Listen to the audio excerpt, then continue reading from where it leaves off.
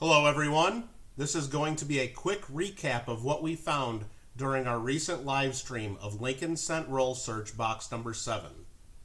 After that stream, I went through the coins again, as I know I always miss a few things here and there during the live stream. I also took time to go through them looking for major varieties, and I don't check for every possible variety there is, as it would take days and days and days looking for the very minor varieties which don't interest me or most others anyway. Again, I didn't find any major varieties this time around that we looked for, and once again, that should not be a surprise. They are major varieties and worth something because they are so tough to find. Anyway, here is a breakdown of what we found in box number 7. This time for the 2017 Philadelphias, we found 3 of them in this box, which is actually the most we've found out of the 7 boxes we've searched to date. Usually we're lucky to find 1 or 2. Again, I'm out on the West Coast, so we just don't see too many Philadelphia minted coins. It's sort of fun to track how many of these show up in each hunt, and if we keep doing it for a while, maybe we'll see those numbers increase as the months and years go on and the coins circulate westward.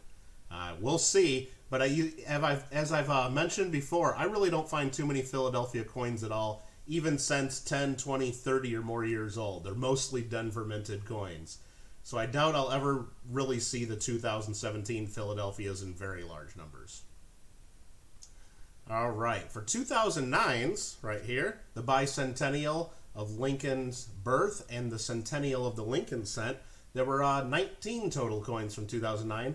18 of the 19 coins were from the Denver Mint, just 1 from Philadelphia. So as I just mentioned, even after, now it's 12 years, or 11 years, sorry, I got to do a little math. So anyway, after 10 years or more, we just don't get many Philadelphia coins here in Southern California.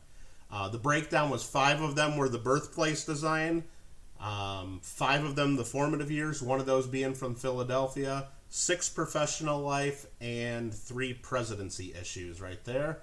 So we did get at least 1 of each of the 4 major types there, which is always good to see, and a pretty good mix between the 4 types, so that's kind of cool too.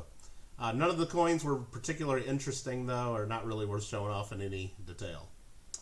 1968 through 1974 San Francisco minted cents. We got 31 total in this box. That's the coins right here. And that's the most we found in the 7 boxes that we've searched to date. So that's cool. The average we get usually in the boxes is 20. So once again, we did find at least 1 from each of the years, and in fact we found at least 2 from each year in this hunt, with 7 coins being from 1971 alone. That was the most of any of the dates. We did not find any 1969S double dies again, so we'll still keep looking. Of the group, there were just a couple that were in a little bit nicer shape. That's the 2 that I'm showing here. It's a 1968 San Francisco and a 1969 San Francisco.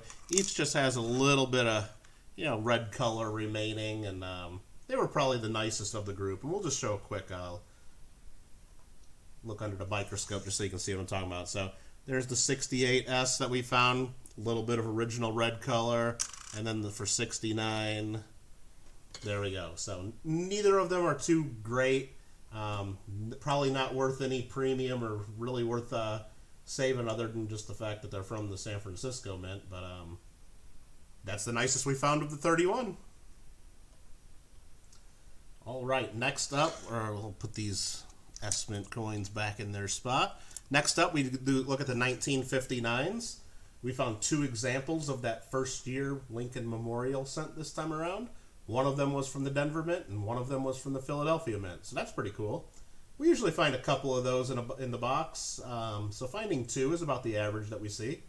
Again, I like to save the first year Memorial reverse cents, as it's just another fun thing that's easy for us to track from box to box. For the wheat cents, we had 10 of them in the box, and finding 10 wheat cents in a box is, again, pretty average for us. Not counting that one that we had, I think it was box number 5, where we had 53 wheat cents, so that was a little bit outside the norm.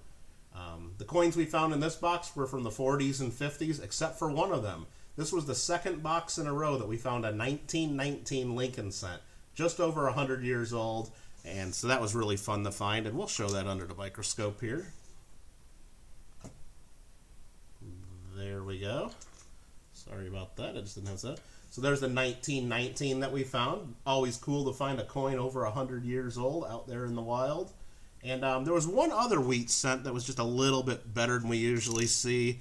And I'll show that one here. Just a 1951 San Francisco. Had a little tiny bit of red poking through. And just a really nice high AU grade. And I'll show the reverse of that one too, just for fun.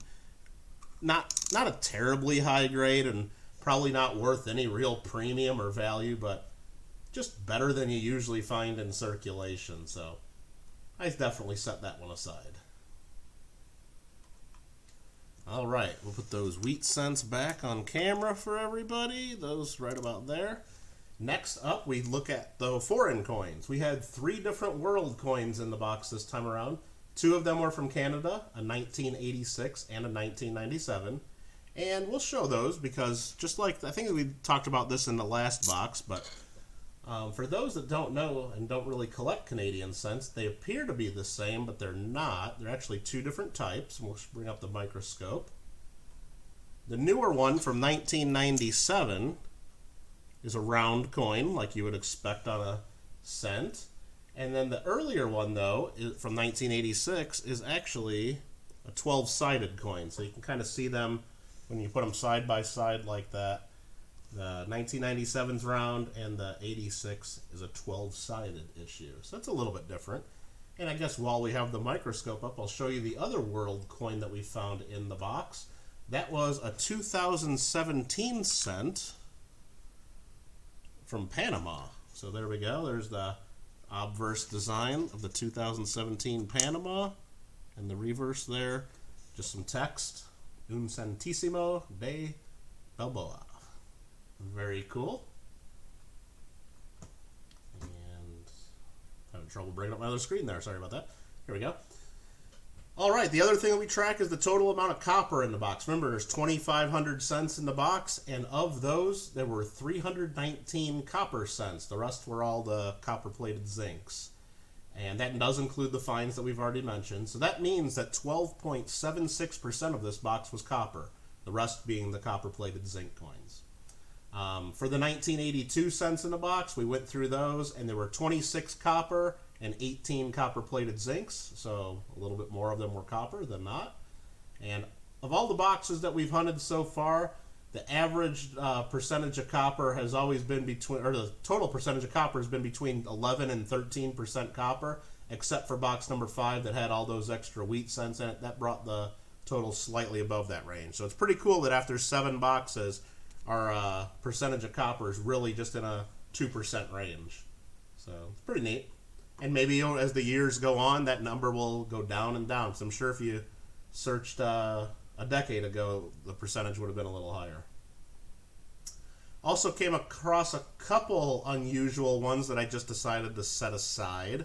And let me clear some space under the microscope here before we get to those. Get these world coins back out. We got this first one here. I'll bring up the microscope. That one there is an unusually worn and no doubt artificially worn 1964 Denver Lincoln cent. Just really worn down and had some bright copper peeking through. So probably not natural circulation because the copper there is a little fresh there. And then the other one that we found that was a little bit unusual is this piece right here. Just a plated 1992 Denver cent. Again, it's not sure what exactly it's plated with, some kind of a white or silvery metal. But it was just pretty cool, and you know, neither one of them really have any extra value, but they certainly caught my eye during the hunt, and so I set them aside, you know, mostly just for fun. So let's get these back over here just so we get them back in the view. And with that, you have it, the results from box number 7.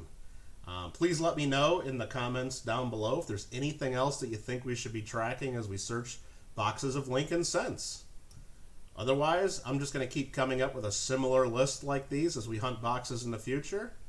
And until then, thanks for watching and supporting our channel, and keep having fun with your collecting.